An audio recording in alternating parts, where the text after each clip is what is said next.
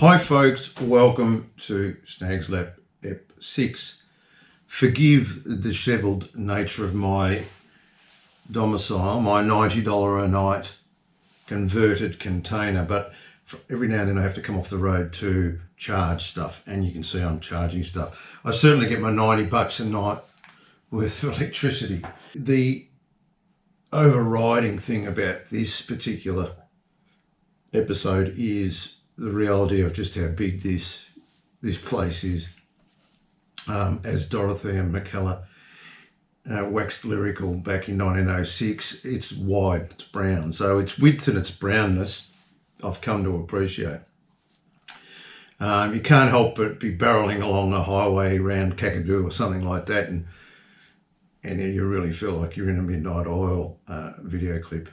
It's been quite wonderful from this point of view to get out of what was easy, if I'm honest, up the East Coast, to what has become increasingly more demanding, but at the same time increasingly rewarding. Kakadu blew my brains out. Also the nature of the people up that way. The word tropo comes to mind. The people are hard, and there's a friendliness, a helpfulness. There's a pragmatism to the people which I've come to enjoy. You don't get a lot of bullshit love, but you don't need that. I feel a long way from Thornbury, and my attitudes have changed a lot from that boutique lefty that I've been all my life to having some of those views challenged out here. Cicero, the BMW S1000 XR, continues to absolutely amaze.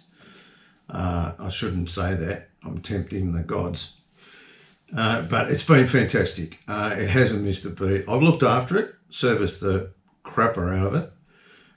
It's gone through 3 sets of tyres, so we are going through tyres. A lot of weight over that back wheel.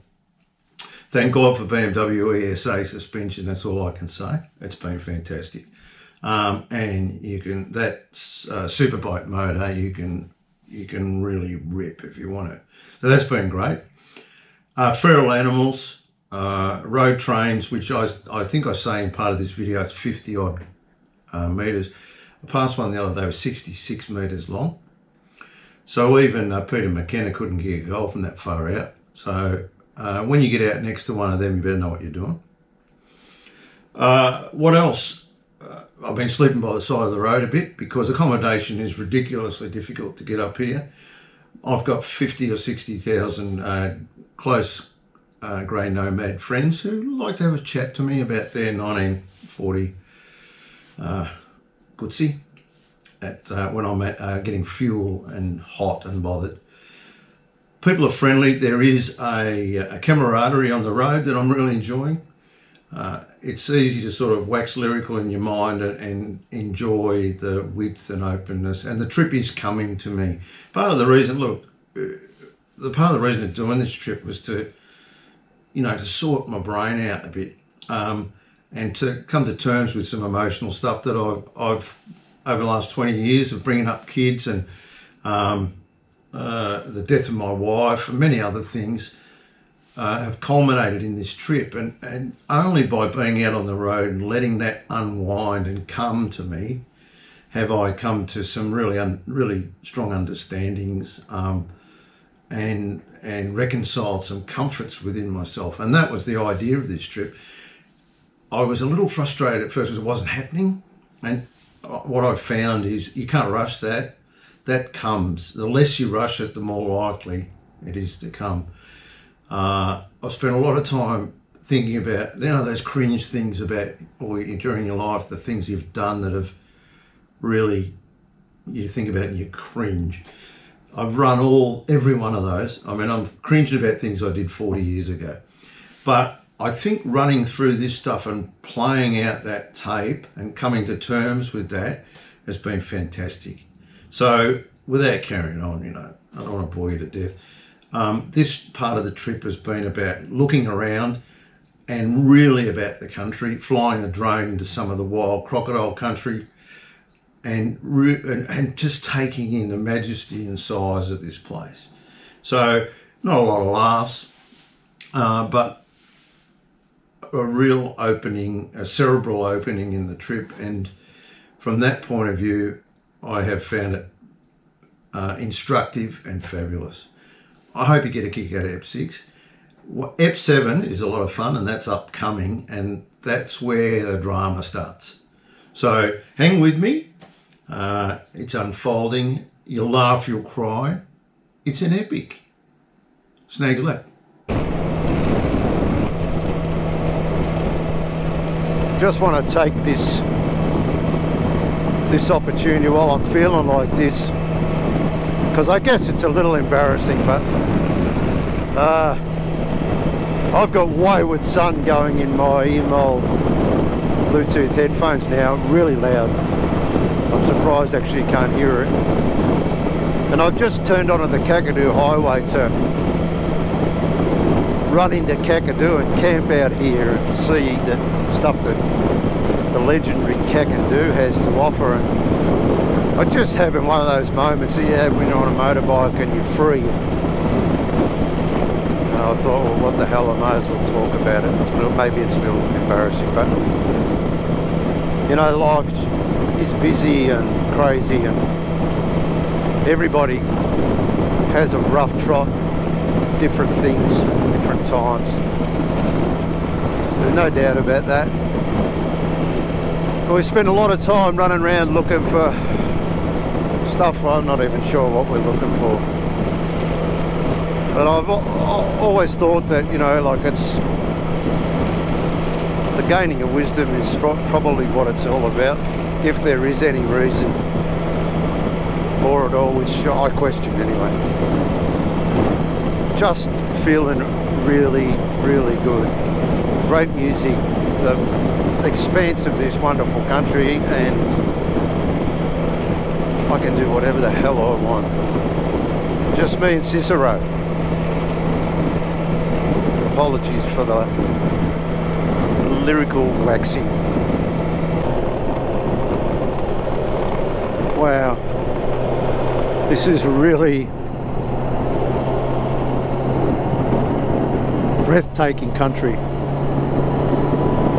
Escarpment country coming out to flatland, heading across towards Normanton.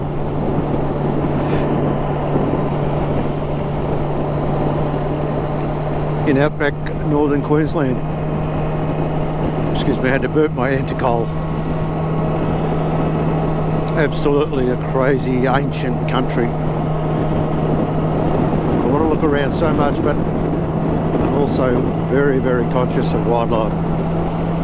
But wow, it's a different landscape to anything I've ever seen. Some beautiful big birds. Oh, I see the road can go bad anytime you like. This is National Highway 1, folks. Yeah, National Highway 1. And it gets tricky on a motorbike when you got to pass these guys, because you got to slow down pretty quick. Oh, there, the other side over here is a lot of Brahmins. They're everywhere, and there's no fences, so you got to keep an eye out for them. They're pretty skittish and pretty stupid. Well, the territory from Queensland, and there's a shitload of nothing. What there is though is bloody dire crosswinds, and they're not steady. They come in gusts, so you can sort of relax a little bit, and then all of a sudden, woof! It wants to take you to the other side of the road, so you've got to concentrate. The other thing is it's hard on the neck, because it's pushing hard on one side on my helmet. So yeah, not a lot of fun this section. The upside is it's 130 km/h limit, and so you can cut out a few Ks, but as you can see, there's a lot of stuff all. Anyway, legalised cannabis written on a sign. Of course, that'll gain a lot of momentum out here. This bloke's been out here for about 2 Ks. But he's determined. Have a bit of luck, I'll get rid of both of them in one hit.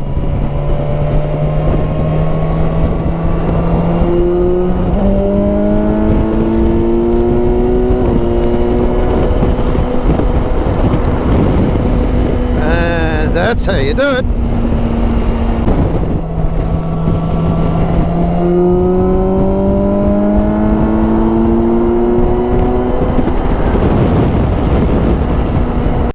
Brothers and sisters, I'm here flying my drone, and I tell you what, I'm in the middle of fucking nowhere here. This is like nowhere. This is a place called Pine Creek. It was an important destination during the war.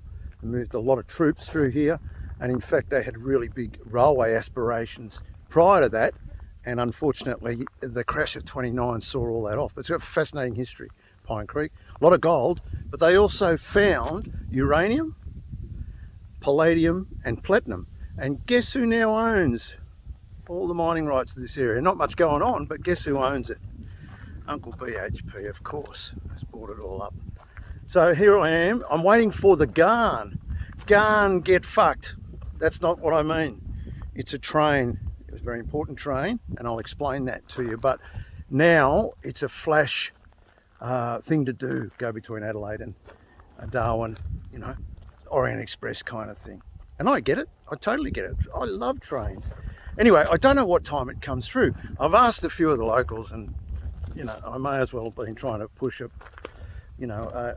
dog turd up a bloody hill with a pointy stick. Such were the responses. But anyway, not that that much happens out here, so I would have thought that the Garn may have been a big event. But anyway, there we are. So I've had to camp out here, and it's about 300 degrees, and I'm waiting for the train. And you know what? I bet you it comes while I'm talking to you. So I better hang up. Hang up. Old bloke, huh? Yeah, out in the middle of friggin' nowhere. I'm looking for Joe Blakes and stuff. There's locusts out here as big as your head. Fair dinkum, they fly past, I'm ducking. I'm sure I saw someone parachute out of one. That's humour, okay? It's funny out here. Man gets to say funny things when he's been on the road for a long time. Anyway, lots of love, everyone. Just letting you know I'm here, I'm working. MOTO guys, look at me. And that drone, man, I'm dangerous with it. Call me Baron von Snaghofen.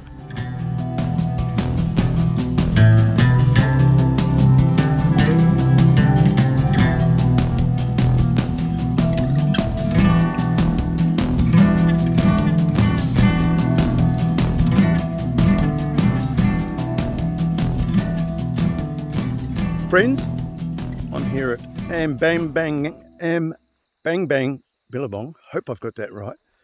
25-30 kilometres south of Jabiru, and I'm out here doing some drone photography, and I'm told, let's just have a look. This is the Billabong, but I'm told that this Billabong here is absolutely alive with crocodiles.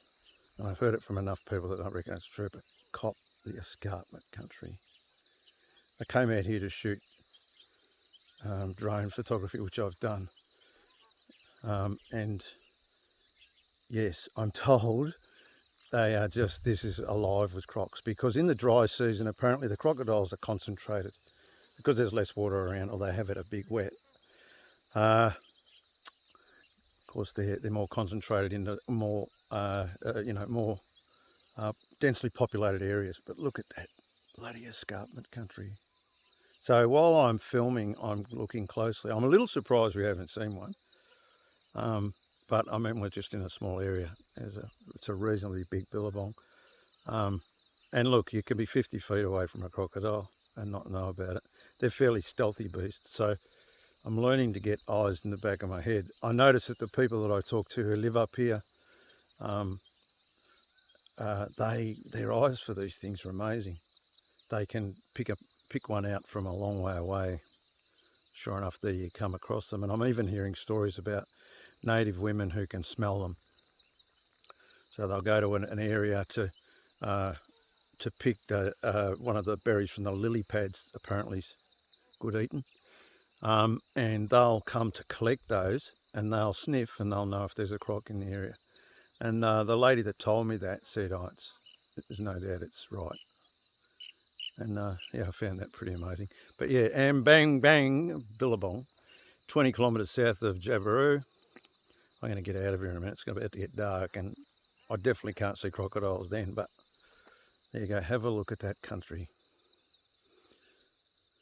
This Kakadu thing is just, it's just blown me away, and I've seen a tiny little bit of it. So I get why people come up here, and I mean, they're quiet. Something moving in the water.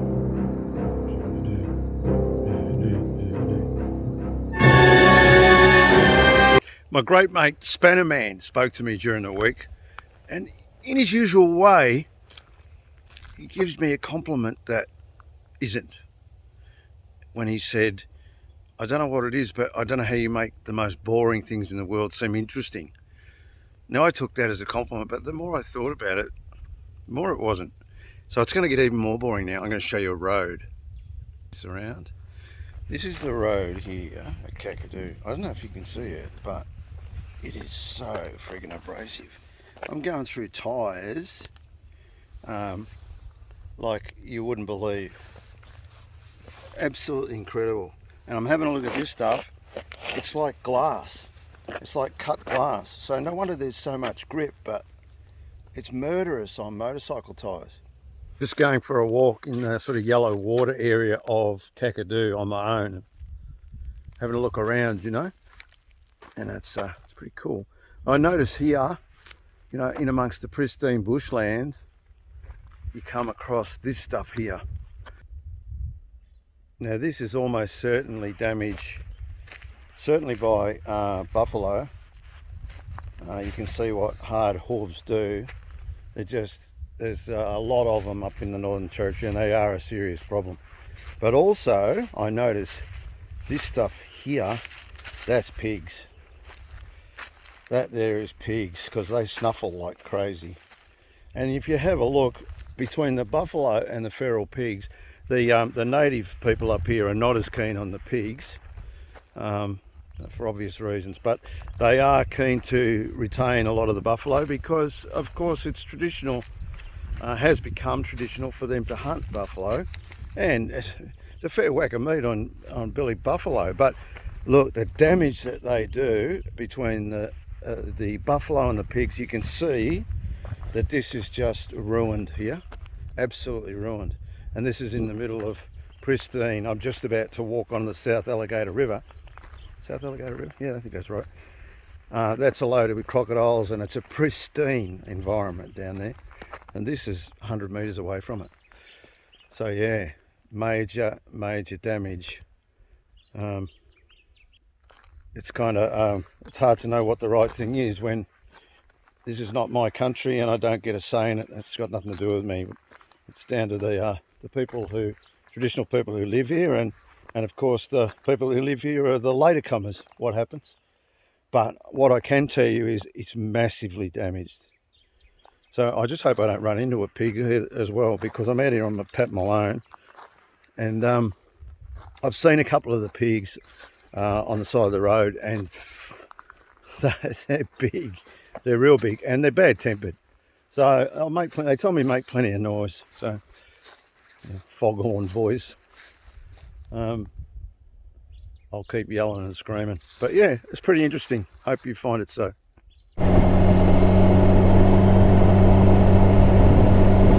Roadworks.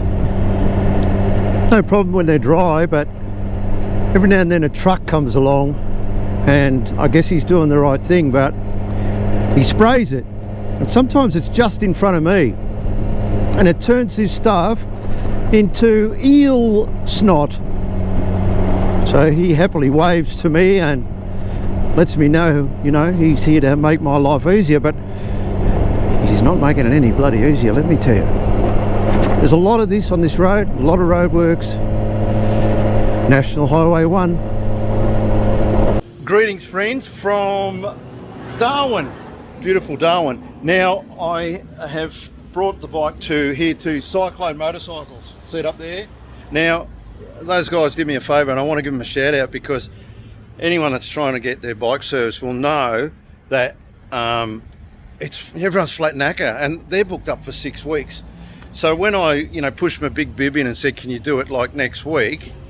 As they quite rightly said, gee mate, it's a bit hard, but you know what they've done? They're pushing me up the list because they know I'm doing the lap and all that sort of stuff. So it's only fair that I give my imprimatur to Cyclone Motorcycles in Darwin. They've been nothing but professional and a huge help to me. So look, if you're up in Darwin, I'm not massively in the business of recommending shops and this, that, and the other. I'm not a big fan of that. But what I will tell you is that they went out of their way, and I'm pleased about that. So from Snaggy to you, Cyclone Motorcycles. Why not?